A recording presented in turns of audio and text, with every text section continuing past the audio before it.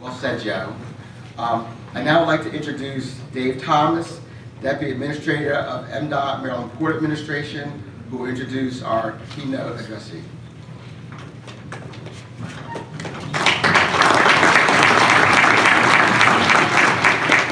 Good morning, everyone. So thank you, and I'm glad to have everybody here. I hope everybody that attended the welcoming reception last night escaped safely. You saw the dark skies rumbling in, so that was a classic storm for Baltimore this time of year, so hopefully everybody got back safely. So my name is Dave Thomas. I'm Deputy Executive Director of Maryland Department of Transportation Port Administration. Port of Baltimore, as we mentioned several times here, very excited to be hosting the very first North American edition of the Greenport Congress Conference. As Lieutenant Governor Boyd Brawford mentioned in his remarks, we are very proud of the many environmental initiatives taking place in and around the Port of Baltimore. As you've heard consistently this morning, we as a port, we are very focused on creating a strategic balance between managing an economically viable and growing port, while at the same time creating environmental and social value by conducting our operations in a sustainable way. Today, our keynote speaker this morning is an executive that is extremely proud of the environmental work that his company is doing. Wallenius Wilhelmsen Solutions has long been considered a leader in environmental stewardship within the maritime shipping and logistics industry. WW is a global leader in ocean shipping and logistics, specializing in the transport of processing cars, trucks, heavy equipment, and specialized cargo. WW has put the Port of Baltimore on the map in handling ro-ro and auto cargo in the Port of Baltimore. We are very fortunate to have as our keynote speaker this morning Mr. Ray Fitzgerald, Chief Operating Officer of Wallenius Wilhelmsen Solutions. Ray has been with WW since 2000 and has had responsibilities for all shipping and land-based activities throughout the Americas, Europe, the Middle East, and Africa. He has also served as Executive Vice President and Chief Operating Officer for the parent company based in Oslo, Norway. Ray also serves as the Chairman of the American Roll-On Roll-Off Carriers, the U.S. flag transportation logistics company, where he served as President and CEO from 2007 to 2011. Before joining WW, Ray spent 13 years with the Crowley Marine Group. Ray is a graduate of St. Francis University and holds degrees in economics and business management. He has completed executive education programs at the University of Chicago and the IE Business School in Madrid. Ladies and gentlemen, it is my extreme pleasure to introduce you today a tremendous partner and a great friend of the Port of Baltimore, our keynote speaker for the 2018 Greenport Congress, Ray Fitzgerald.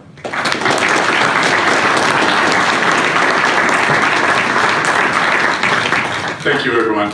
I feel compelled to first point out that my friend Earl has the worst seat in the house, sitting right behind me, and I think most of you would agree with me. My sympathy goes to Earl.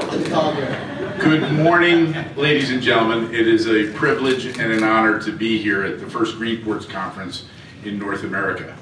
To the organizing committee, you could not have picked a better venue. You heard all the pride coming from the state officials here. But I will tell you that Wallenius Wilhelmsen has operations all around the world. And in my mind, without question, the Maryland Port Administration, led by Jim White, with outstanding teammates like Dave Thomas and Mike Miller, they are a best-in-class team across the spectrum of trade facilitation, operational excellence, environmental stewardship, and sustainability in general. So really, really good stuff. I think nobody would disagree with me when I say that the ocean drives the world's climate and, by extension, the long-term health of our planet. The ocean also serves as the highway for the vast majority of trade and commerce that takes place across the globe. And ports, as the nexus of that trade and commerce, are a very, very, very important part of this global ecosystem. The ocean highways transport last year 10 billion tons of cargo across the planet. And the vessels that drive that commerce contributed to 2.5% of the global emissions that came out last year. So relatively speaking, a fairly small footprint compared to other industries, but still pretty significant in terms of its contribution to sulfur dioxide, nitrous oxide, and carbon dioxide, which are very, very challenging issues for us. The ocean absorbs 30% of the world's carbon dioxide each year. And on a daily basis, that's 22 tons of carbon dioxide a day. And it's having a detrimental effect to the oceans, where it's starting to shift the pH balance from alkaline down towards neutral, to a point where it becomes dangerous to make the oceans acidic. So we have to change what we do and how we do it, and I'd like to touch on some of those things here over the course of my talk. Okay, so I will cover three things with you. Our shared reality, which really is just a table setter for the other topics. Our collective challenges, and then just share with you some ideas that are in motion and how they're being approached. Okay, let's take the shared reality to start with. So, world's population. And when I set the table here, all in all, this is a good news story, and I would even go so far as to say it is a fantastic story. There's no hyperbole in that statement. The world's population today is at 7.63 billion people. If I'm fortunate enough to make it into my 80s, in my lifetime I will have seen the world's global population triple, from 3 billion to 9 billion people. That's amazing when you consider the fact that in the jump from 1 billion to 2 billion people, it took 123 years. Dramatic effect.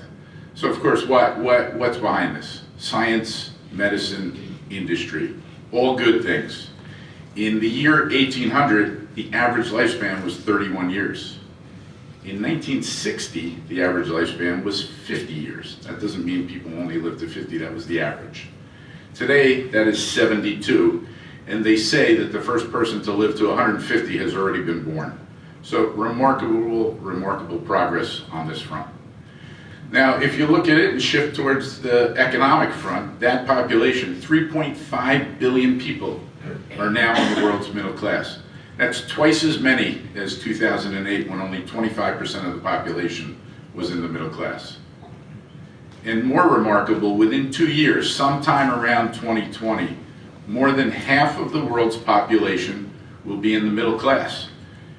Now, if you contrast that to measures of extreme poverty, and when I say extreme poverty, that's people who live on less than $2 a day. In the year 1800, 85% of the world lived at that poverty level in relative dollars. In 1966, 50% of the world lived on less than $2 a day. Today, that number is less than 9%, and it continues to go down. So take the 1%ers aside, which seem to capture all the news stories. The world is making remarkable progress on eradicating poverty, and that's a great news story. All right, and so what does that mean? In essence, it's all about economics. As more and more people come into the middle class, they're going to want better lifestyles for themselves. You're going to see global market growth in areas that are not the traditional areas of growth. You're going to see people moving, as I just described, from poverty to consumption. And there will be huge infrastructure needs and energy needs going forward. And technology is going to play a key role in that. Okay, so as I said, it's really all about economics. So today, the global middle class spends $38 trillion. Just 12 years from now, by 2030, that number will be $65 trillion, and it's estimated to be 1/3 of the global economy. So again, a good news story. Things are moving up for most people in the world, and that's a great thing. With that progress comes a number of collective challenges, and they're all around the sustainability mindset.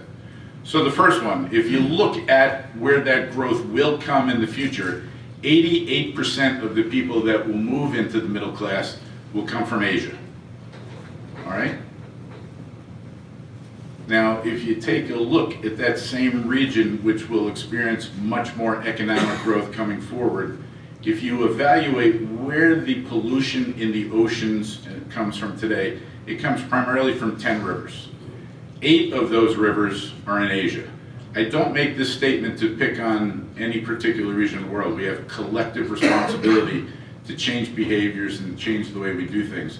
And my point isn't so much about plastics in the ocean, it's really about waste management. We've got to come up with new ways for waste management. If you look at the Yangtze River, which is number 1 on the list here on the screen, the Yangtze puts 1.5 million tons of plastic into the ocean every year. If you compare, I should say, contrast that to the Thames River in England, every 6.5 minutes the Yangtze puts more plastic into the ocean than the Thames does in an entire year. So really it starts to just give you a sense of the magnitude of the challenge that we have here. Where does all that plastic go? There are 5 major gyres currents that go around the world's oceans. And if you look at that top center one, this is where most of the plastic and the garbage coming out of those rivers, those 8 rivers I should say, goes. And it's known as the Great Pacific Garbage Patch. This is a big, big problem that doesn't get nearly enough press. If you're interested in this, I would encourage you to do some research on it and take a look. This is an issue that has to be addressed, and it's causing great difficulty. All right, switching over to the air side. So the World Health Organization ranks the top 10 most polluted cities on the planet. And you can see that 6 of the 10 come from that region today where the economic boom will come over the next decade. So we have a problem now, and we're going to have more of a challenge going forward. We need elegant solutions. Resource challenges. MIT estimates that by 7 years from now, more than half of the world's population will be in water-stressed regions. So this is a big issue, not only for the drinking water, but also for food generation. So things to think about on this. So I think it's an understatement to say that the sustainability has the world's attention. And these are 17 Sustainable Development Goals that were introduced by the United Nations in 2015 to get at this. And Ban Ki-moon, who was the Secretary General, when he rolled these out in 2015, a reporter asked him a question, "What's your plan B?" And I thought his response was perfect. He said, "We don't have a planet B, so we don't have a plan B." So I think that really gives you a sense of how important some of these things are. So I want to talk about where my company has chosen to commit. So we've taken 6 of the goals in 4 of the areas, and we've worked this into our values, we've worked this into our way of working, and we've worked this really into the culture of our company. And I don't make this point to demonstrate what my company is doing, but I make the point to say, of those 17 sustainable goals, every company on the planet or every government organization can embrace at least one of those and make a difference and make an impact. So that's the point behind this statement.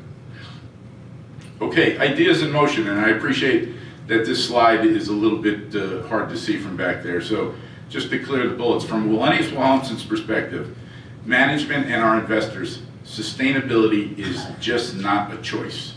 The challenge we have that our customers bring to us is they like that we take that commitment and they're interested, but you know what? They're not willing to pay for it. And that's a challenge. And I think that mindset has to shift because as I said, this is a shared challenge that we all face. And we have to take the economics of what business is, and I'll get into that a little bit here in a moment, and make that work for everyone. So as a philosophy, we think there's power in collaboration and in crowdsourcing, that you can't come up with the best ideas on your own. You've got to work with others, implement best practices, and work in collaboration. And I'll make that point with 2 examples in a moment. So looking at the trends, so peak coal obviously has passed. Peak oil is approaching. So what's next? If you look at disruption on the technology front, disruption on the process side, it's all coming to a head. Which path do you choose? These are challenges that businesses and nation states face today. And then environmental affairs, having a uniform and consistent approach, which I'll touch more on in a minute, very, very important. So moving right into that piece. So if you look at regulation, the shipping industry has been tasked to reduce the amount of sulfur emissions by 2020. That's 19 months away. So why? Sulfur dioxide causes acid rain, causes lots of challenges out there. So right now, the IMO has sulfur reduction allowances up to 3.5% per ton of fuel. The new mandate will be 0.5%. That's outside the ecozones, the environmental control areas, which are 200 miles off the coast of Europe and 200 miles off the coast of North America, which today are 1/10 of 1%. But the point is there's going to be a dramatic requirement to reduce the amount of sulfur emissions within the next year and a half, and there's no going back from that mandate. The cost we estimate to global transportation and logistics is somewhere between 40 and 60 billion dollars a year to comply with this regulation. And industry cannot absorb that. So fundamental change needs to occur. But where does that change occur? Right? We've got lots of challenges. What's the technological feasibility? We've got heavy fuel oil, which does not, the refiners do not manufacture sulfur content in heavy fuel oil to meet the requirements. So the only alternative right now is to switch to gas oil, which today is about 50% more expensive. Funny how the futures markets work. In January of 2020, that cost is 2.5 times more expensive than heavy fuel oil. It's going to be a big, big challenge. There's a concept up there of scrubbers, and that was referenced by one of the gentlemen here a moment ago. Scrubbers are basically, they go in the smokestack of a vessel and they scrub the emissions and they take the sulfur out. The challenge is that if you retrofit a scrubber in an existing vessel, it's $6 to $7 million per vessel to make that accommodation, and the technology isn't as proven as it needs to be. If you put a scrubber in a new vessel, it adds $4 to $5 million to the cost of a new vessel.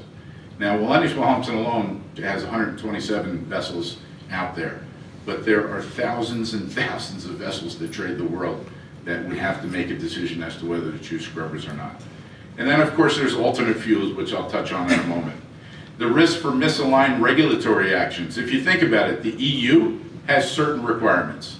The US has other requirements. California, which has its own views inside the US, has even more stringent requirements. Asia, Australia, they have their requirements, and then of course the IMO has guidelines.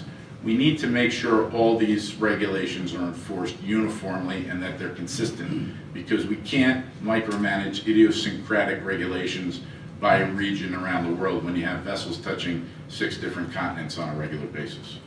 If you look at the cost, I touched on that already, and then alternative solutions. So what are those alternative solutions? We've looked at liquid natural gas to power our vessels trading around the world. It's a pretty good solution for short sea operators, meaning coastal traders that don't go far, or operators that work in the environmental control areas that I referenced a moment ago. But the reality is we've done some studies with Shell and some other companies where we've modeled it on the deep sea vessels. So there's a couple of different issues here. There's energy density, there's cost, there's displacement of cargo. It just doesn't model from a business perspective to use LNG on deep sea vessels in global trading patterns.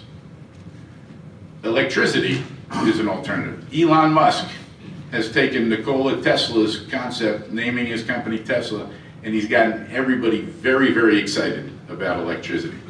And if you think about the lithium-ion batteries that are out there, they're probably at their full potential. And is there enough lithium in the world? That's another question. So magnesium ion is under study. But I think electric batteries don't really make a quantum leap until solid-state battery technology is invented. But if you look at the cost alone, so in 2010, the cost for electric battery on a kilowatt hour was $1,000.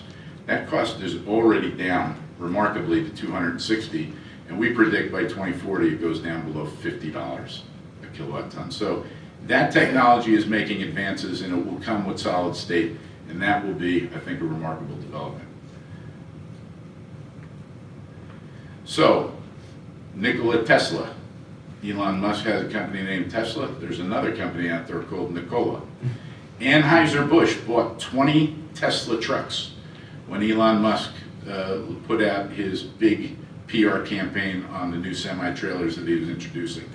What happened 2 weeks ago is Anheuser-Busch bought 800 hydrogen fuel cell trucks whose only emission is water. It's got a longer range, it's got a longer capability, and it could be a very remarkable alternative to electric batteries. It's prevalent right now in California, but the refueling for compressed hydrogen is a little bit of a challenge in the network. Nikola's got some plans to work that. Could be an alternative. Is wind power a solution? Back to the future. Remarkably, we're investigating this pretty significantly in our own company. It's got some limitations, and I think when I talked about disruption is everywhere. Which path do you choose? I don't think there's one golden pathway that any company can choose, I think we're going to probably look at a number of different solutions, because that's how we're going to overcome the challenges that I've outlined a moment ago. So until all of these decisions are made, we have a visionary vessel that is not in production, but it really is an elegant solution in the most remarkable way. It's a zero emissions vessel. It's powered by solar, it's powered by wind, it's powered by wave dynamics. And each of those energy capturers, if you will, on the right, energy sources, put that energy in hydrogen fuel cells, and that's used by moving the sails, the onboard systems, and the maneuvering and the propulsion. So we invented this concept and introduced it at the 2006 Aichi World's Fair.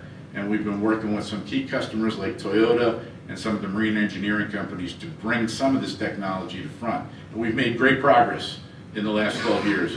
There's a long way to go, but this vessel that you see here, as interesting as it looks, can hold 12,000 cars conceptually.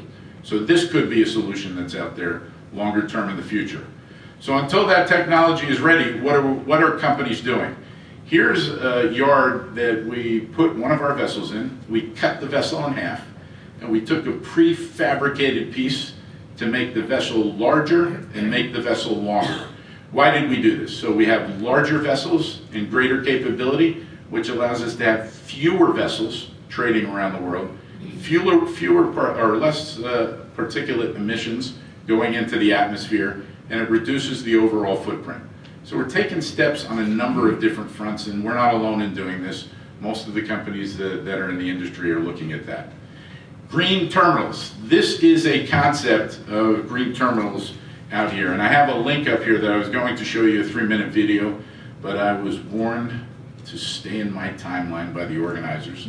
So when you look afterwards and come to this slide, go to that link, watch this 3-minute video. It's the virtual terminal of the future, and it's remarkable. It's a smaller footprint. It's multi-story parking in that white facility in the back. It's got 80% of its power generation by renewable sources. Biofuels supplement the rest. It's really, really a visionary thing. You got 5 minutes ready. Who said that? I Maybe I come back to it. All right. As I have a couple more slides. So, make that terminal a reality. We've invested $70 million in Melbourne, Australia, to develop a terminal called, and this is not a very sexy name, Melbourne International Ro-Ro Terminal. All right? I wasn't involved in the name. But the terminal is a reality. So from the Australian government, we've got a 6-star rating for the building.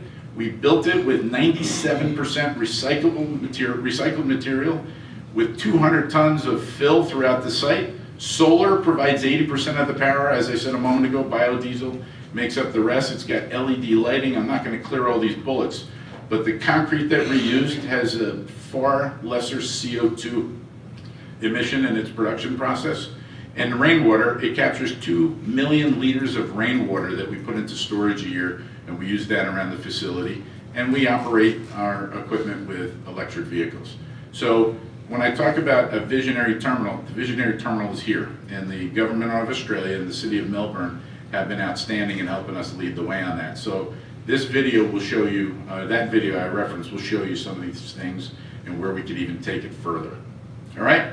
I talked about the fact that collaboration is everything, and unilateral action does not allow for the success that you can if you hold hands with others and put best practices into play.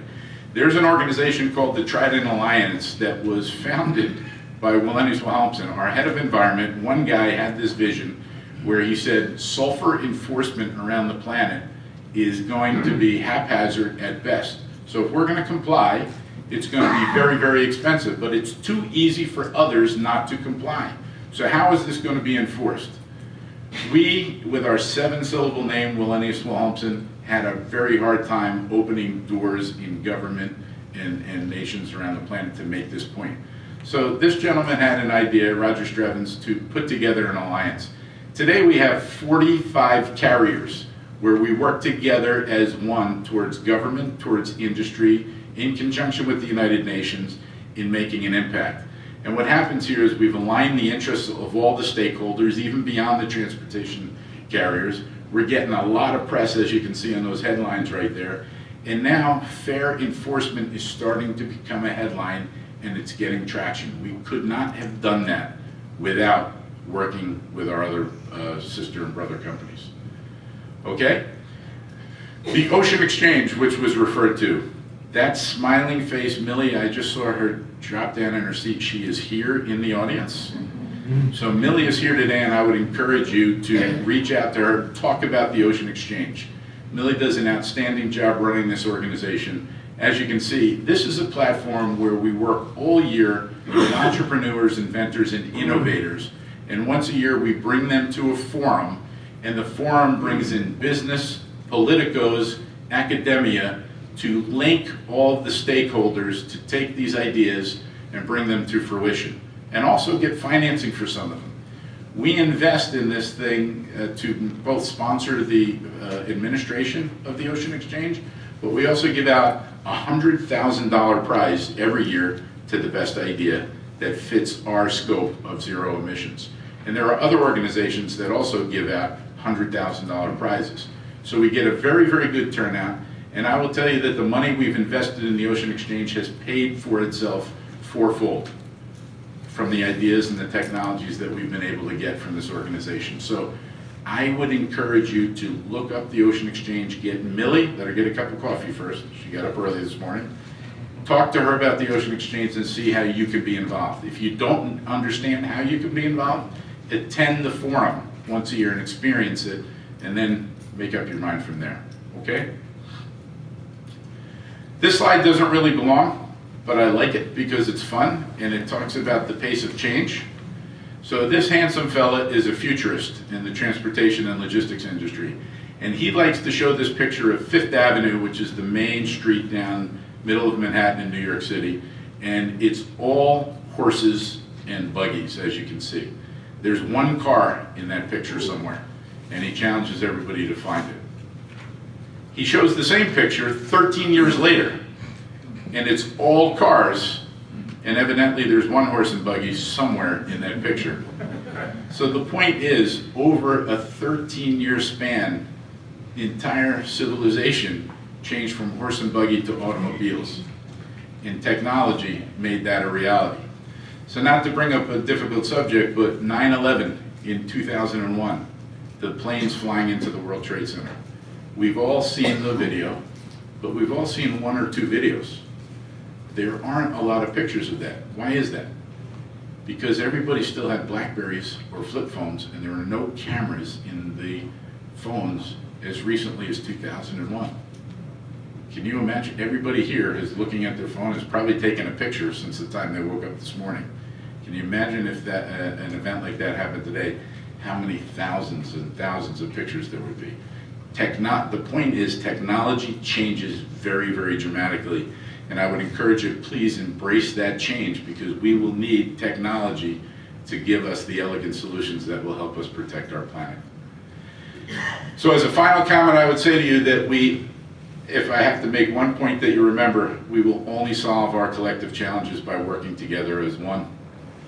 And with that, I thank you for your time, and I encourage you to please watch that video in your own time. Thank you very much.